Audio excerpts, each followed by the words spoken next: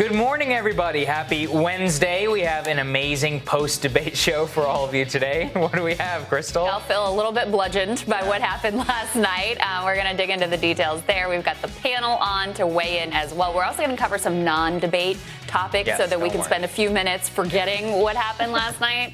But we do want to start with what I think by any objective standard has to be called the worst debate in all of American presidential history. Yeah, no question. Certainly the worst in modern history. And okay, look, so we put together a little montage for all of you, what we thought characterized the debate. There is no policy substance here whatsoever. Just as a trigger warning, let's take a listen. Number one. Joe, you agreed with Bernie Sanders, who's far left, on the manifesto, we call it. And that gives you socialized medicine. Look, hey, I'm not going to listen to him. The fact of the matter is, I beat Bernie Sanders. Not by much. I beat him a whole hell of a lot. I'm here standing facing you, old buddy. Pocahontas would have left 2 days early. You would have lost every primary. All he knows how to do is Super Tuesday. You got very lucky. Here's the deal. No, sir. With $1 billion, if you that get rid is of absolutely you know what, you're not true. You're doing it. You're going to Not have true, gentlemen. I hate to raise my voice, but I see it seems to be. Why should I be different than the two of you? So here's the deal. Good point. We have 6 segments. We have ended that segment. We're going to go to the next segment. In that segment, you each are going to have 2 uninterrupted moments. In those 2 uninterrupted minutes, Mr. President, you can say anything you want. I'm going to ask a question about race, but if you want to answer about something else, go ahead. But I think that the country would be better served if we allowed both people to speak with fewer interruptions. I'm appealing to you, sir, to do that. Well, and him too. Well, frankly, you've been doing more interrupting than he has. That's all right, but he does plenty. Vote. You're in voting now. Vote and let your senators know how strongly you feel. Vote now. Are you gonna pack the Make court? sure you, in fact, let people know He doesn't want you're a to answer the senator. question. I'm not going to answer the question Why because wouldn't you answer that because question? the question is radical left. Will you shut up, man? Listen, who is on your list, Joe? This Who's is on your so list? Right, gentlemen, I think This we've is ended so this. He's going to pack the court. We have not going to give a list. We have ended this segment. We're going to move on to the second segment. That was really a productive segment, wasn't it?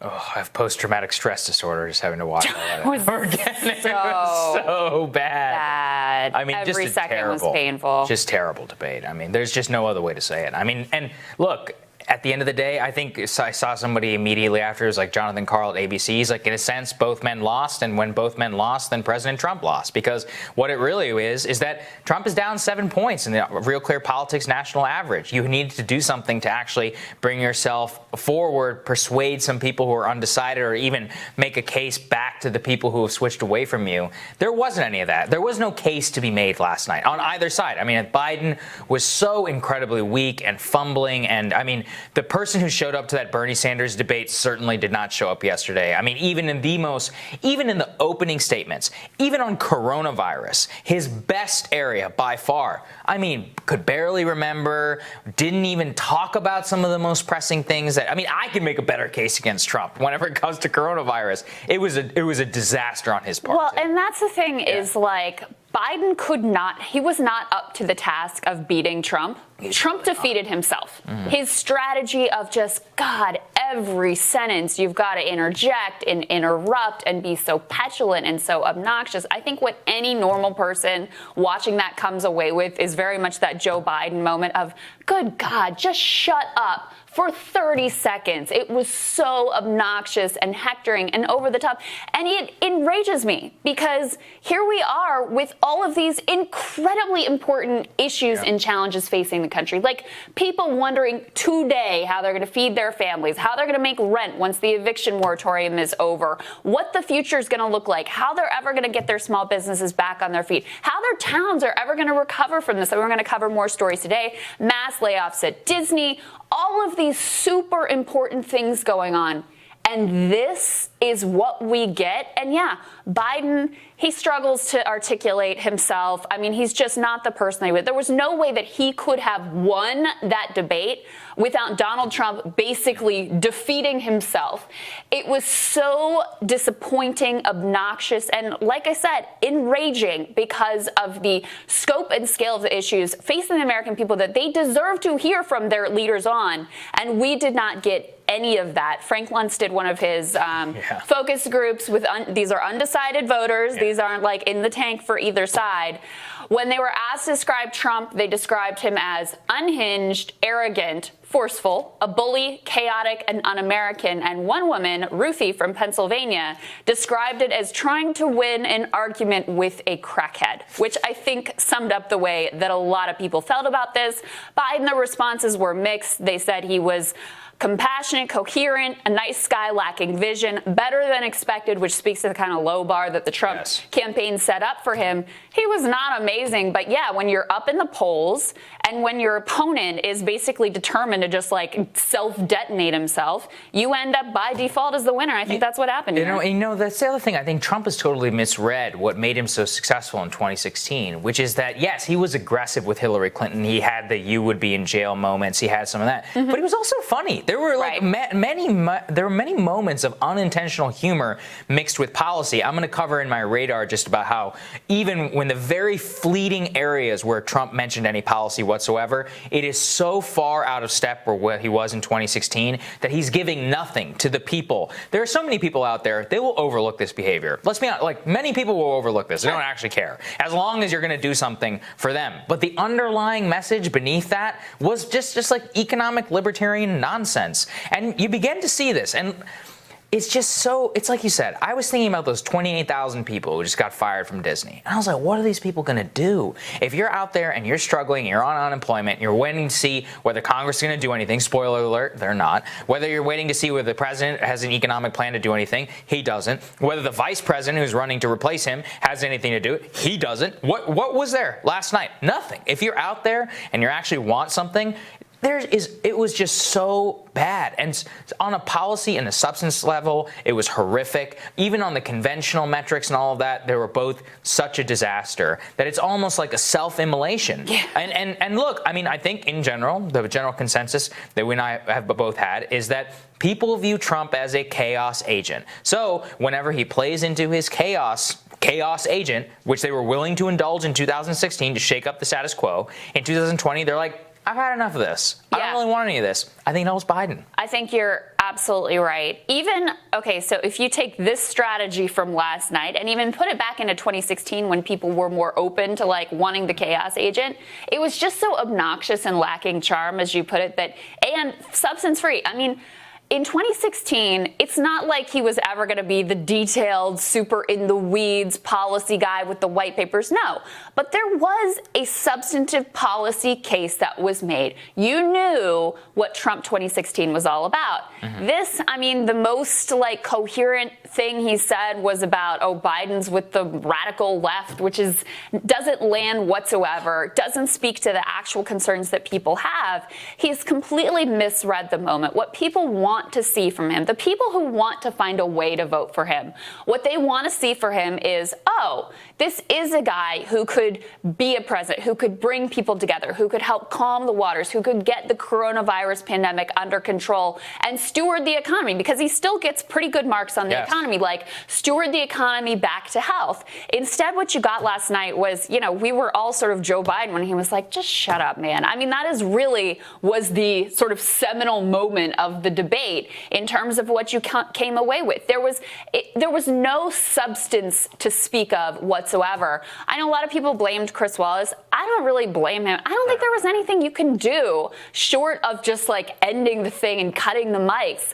But there was no way to get him under control for even 10 seconds to be able to have any sort of coherent discussion. And look, you're disrespectful to Joe Biden. I don't really care about that. Who cares? No, what I'm mad about is that you were utterly disrespectful to the American people who you are still the president of and who deserve to have answers about what a second term of Donald Trump or a first term of Joe Biden is ultimately going to look like. Yeah, and I think that that's really it. And look, I mean, I don't think that I thought Biden did such a terrible job in articulating this in general, and Absolutely. Also in terms of like trying to critique the Trump administration. I realize that at his core, it's like an MSNBC person. I saw him dropping these obscure references to like these fake scandals of the past where he's like I can't even remember it. I'm like, literally, you would only know about that if you sat and watched MSNBC for 8 hours a day. Yeah. What are you doing? In a way that Trump is way internalized, like Fox News BS, into himself by talking. He was talking about like the Logan Act, and I was like, dude, nobody cares. Like, look, I think it's an important story. We've covered it here. Nobody cares now. It was one of those moments. I know exactly what moment you're talking about. I was like, you need the like Fox News decoder ring to understand anything that you're saying right now. You were so deep inside the bubble. But I mean, that's really the thing. Is it was so disappointing. It was so obnoxious.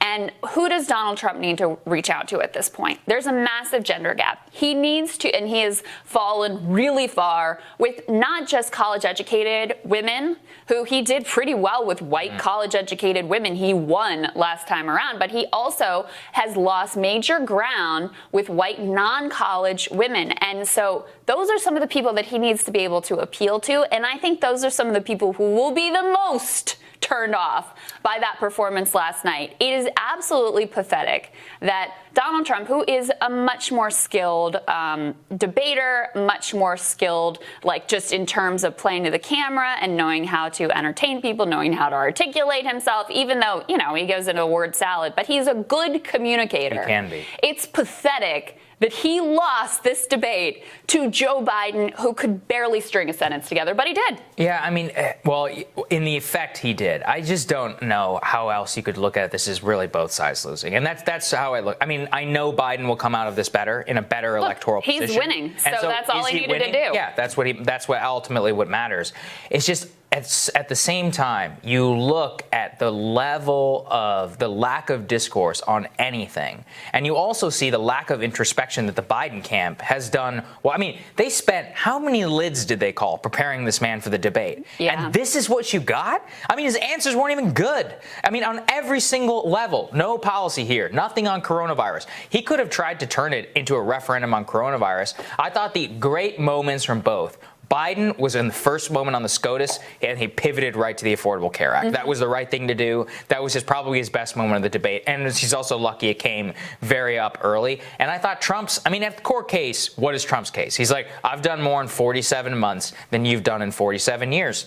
Not bad. It's a good line, right? I mean, people are like, hey, Joe has been around for a long time, and a lot of the stuff he's been talking about hasn't been fixed. At the core level, I think that's probably what it comes down to electorally. But yeah, I mean, it was so bad. Yeah. And also, by the way, we should say, like, the Democrats in the primary who thought they were doing Joe Biden a favor by wearing kid gloves. Oh, yeah, look at this. I mean, they did not do him any favors. Ultimately, Trump sort of rescued him from himself, but he was clearly not prepared and not able to really go toe-to-toe against Donald Trump last night, like I said, because of Trump's own self-immolation. I think Biden comes out on top because, look, as we covered going in, and we can throw A1H here, I mean, this is overwhelmingly what people thought coming out of it.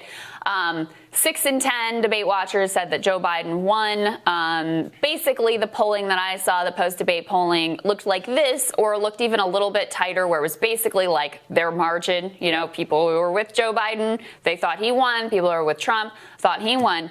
But because, just like in the Democratic primaries, we would say, look, Joe Biden ultimately won that debate because nothing really changed. I think that's basically where we are now. Yeah. He's up by something like 7 points. He's up in battleground states. We're going to cover later in the show. Cook Political Report just moved Iowa and Ohio to toss-up status. Very bad sign for Donald Trump. He's significantly further ahead than Hillary Clinton was at this point. So the fact if everybody just goes, like, looks at that debate and is like, what a mess, and it doesn't change any minds, that's a win for Joe Biden. Yeah, I think that's certainly right. And look, we even have some early voting figures from the Washington Post. I mean, we've had almost 1 million votes have been cast so far, and Republicans are actually terrified, as the Post details here, about how just the overwhelming number of Democratic mail-in ballots that have begun to come in through. They're like, hey, we got to do something about this, drive our people to the polls, encourage them to vote early. So you can see many, many people, over 1 million already, and we're going to have even more probably after tonight, have begun to vote. Trump has, in a way, energized the Democratic base in a way that you have never seen before, especially through debates like this one. And he didn't actually do very much in order to get more people to come into his coalition and vote for him. And so that is why he did lose from that perspective. I cannot imagine one person who was not already in Donald Trump's camp watching that debate and being like, that's my guy. All right, we're going to tell you what's on our radars. That's next.